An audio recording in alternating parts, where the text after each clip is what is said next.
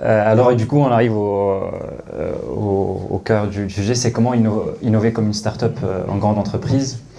Bien, on commence par dire déjà, il ne faut pas tout mélanger.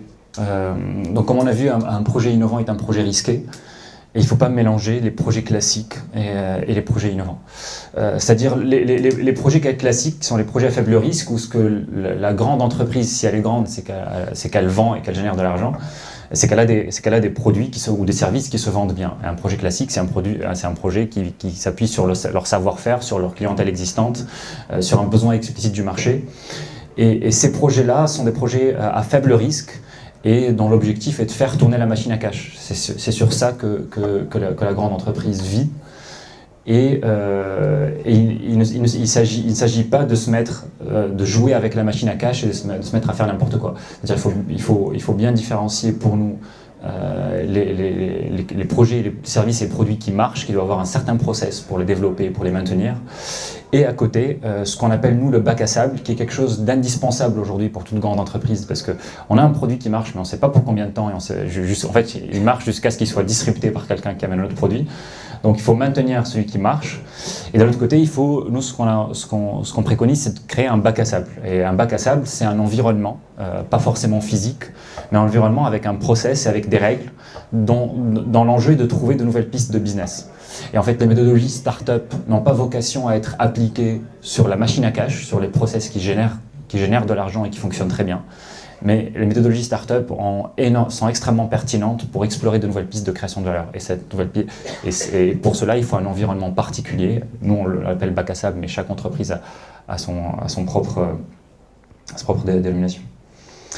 Et en fait, pour le bac à sable, ce qu'il faut savoir, c'est qu'il y a la nécessité d'un process adapté. Déjà, la nécessité d'un process, il faut un process, parce qu'il y a des gens qui font des bacs à sable et qui mettent des choses qui créent un lieu qui est beau, mais il n'y a pas de process derrière. L'envie est extrêmement importante pour démarrer l'innovation, mais derrière, il faut un process. Et tant qu'on n'a pas de process, eh bien, on ne fait que jouer. Et ensuite, un process adapté, puisque le process n'est pas du tout le même. Quand on a vu le Lean Startup et le fait que l'innovation, c'est d'abord un risque, et on ne peut pas conduire des projets comme ça, comme on le fait pour des projets traditionnels, des projets où on sait que ça va marcher. Et du coup, on a, nous, de par notre expérience, puisqu'on travaille du coup avec les grandes boîtes, et on les aide à innover, on a dégagé 6 règles d'or pour innover dans le bac à sable avec les méthodologies Startup. La première règle, c'est instaurer la culture de l'expérimentation. Quand on l'a vu, l'innovation, ça s'appuie sur des hypothèses. Et donc, quand on lance un projet innovant, on lance une expérience. On se dit, tiens, peut-être que ce produit-là, peut-être que ces clients, cette cible-là ressent ce problème, et peut-être que ce produit-là pourrait leur plaire et qu'ils pourraient l'acheter. Et ce qu'il faut savoir, c'est que quand on expérimente, il n'y a pas d'échec ou de réussite. Quand on expérimente comme une expérience scientifique, eh bien, une expérience scientifique, soit on valide une théorie, soit on l'invalide, mais dans tous les cas, on fait avancer la science. Et cette culture de l'expérimentation, elle est absolument nécessaire lorsqu'on crée un bac à sable. C'est-à-dire quand il y a un entrepreneur qui a une idée qu'il veut pousser, on ne va pas l'évaluer sur la réussite de son produit à la fin, mais on va l'évaluer sur est-ce qu'il a mené une bonne démarche et est-ce qu'il a appris quelque chose. Parce que quelle que soit l'issue d'une expérimentation, on amène un nouveau produit sur un nouveau marché, eh ben on va apprendre. Si c'est pas le bon, on va apprendre des choses. Si c'est le bon, on va apprendre des choses. Et en fait, c'est une vision différente de l'échec et de la réussite. Et ça, c'est absolument essentiel dans le bac à sable. Et on peut même, nous, ce qu'on préconise aussi, c'est de valoriser les intrapreneurs qui ont lancé des idées, mais qui n'ont pas trouvé leur marché. Et bien, ces personnes-là ont expérimenté quelque chose. Et c'est aussi une réussite de de pousser une idée jusqu'au bout et d'avoir appris quelque chose. Et on préconise même d'utiliser ces entrepreneurs comme porte-drapeau pour raconter leur histoire, pour dire voilà quelles ont été nos hypothèses, voilà ce qu'on a fait, voilà notre première expérimentation, là voilà les retours des clients. Et du coup, voilà. Et c'est cette démarche-là qui est complètement différente de la démarche classique où quand on lance un projet, s'il a échoué, si le projet ne marche pas, on a échoué. Pas dans le bac à sable. Le bac à sable, l'objectif c'est d'apprendre. 2, le nombre d'expériences compte. Si l'expérience d'innovation est risquée, on ne met pas tous nos œufs dans le même panier. Comme en finance, quand on investit sur un actif risqué, eh bien, on ne met pas toute notre fortune sur le même produit. Quand on investit dans quelque chose de risqué, il faut investir dans plusieurs actifs différents. Et du coup, quand on crée un bac à sable et qu'on lance une seule idée innovante et qu'on lui fait porter tout le poids de l'initiative d'innovation dans la boîte, bah c'est l'échec assuré. Parce que par définition, quand on lance quelque chose de risqué, bah, il y a un taux d'échec qui est important. Et il faut accepter ce taux d'échec-là. Et la manière de faire face à cet échec qui est très probable, bah, c'est de lancer un certain nombre d'initiatives. Et qu'on ne peut pas juger le process d'innovation d'une boîte sur une expérimentation qui a attiré tous les regards et qui a porté sur ses épaules toutes les aspirations d'innovation de la boîte. Donc le nombre d'expériences compte. Troisièmement, l'accompagnement est nécessaire. Il y a extrêmement, comme on l'a vu avec le Lean Startup, et on n'est pas encore entré dans tous les détails, c'est extrêmement contre-intuitif, cette méthodologie, cette manière de porter les projets. Et les gens, naturellement, c'est ce qu'on a intuitivement tendance à faire, c'est quand on a une idée, on veut construire le produit parfait. On a envie on voit directement le succès, on se projette et on veut construire le produit parfait. Or, c'est ce qu'il y a de pire. Là, on augmente, on multiplie par 10 ou par 100 les chances d'échouer.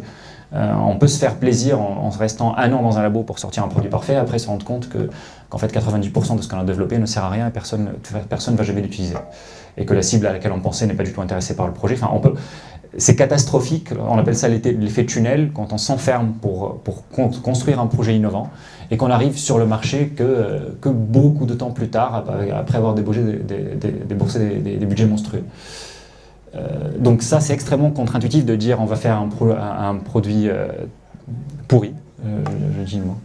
Mais on va rapidement le mettre entre les mains des utilisateurs, on va oublier le produit et se concentrer surtout sur le problème et la valeur ajoutée. Quel problème je résous, comment je peux répondre à ce problème-là avec une valeur ajoutée.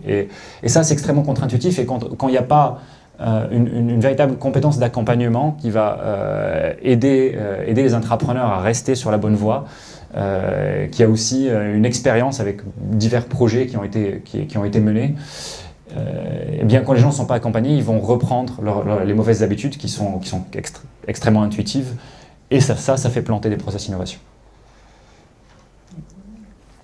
Quatrièmement, la budgétisation est progressive et elle commence très bas. En fait, juste je vérifie un truc.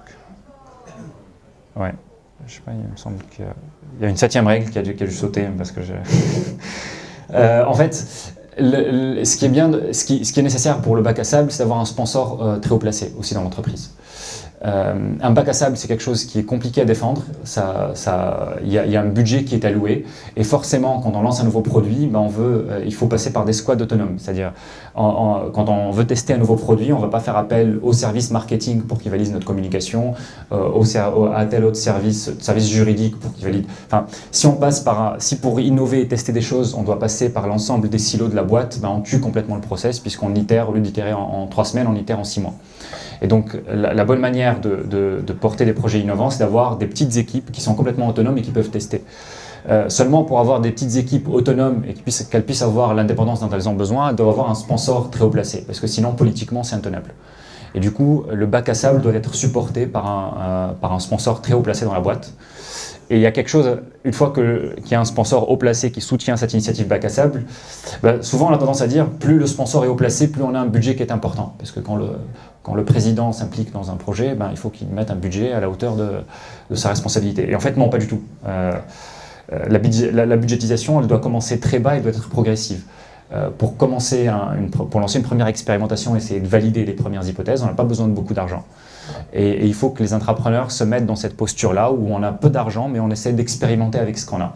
Et plus on démontre l'intérêt de notre produit, plus on démontre les qualités, l'existence d'un marché potentiel, plus on débloque de budget pour continuer à avancer. Et donc la budgétisation est progressive, elle commence très bas, et quand on n'applique pas cette règle-là, quand on a trop d'argent et que le projet échoue, eh bien ça flingue complètement le processus d'innovation de la boîte, puisqu'on se dit ça ne sert à rien, on a investi beaucoup d'argent, on l'a perdu.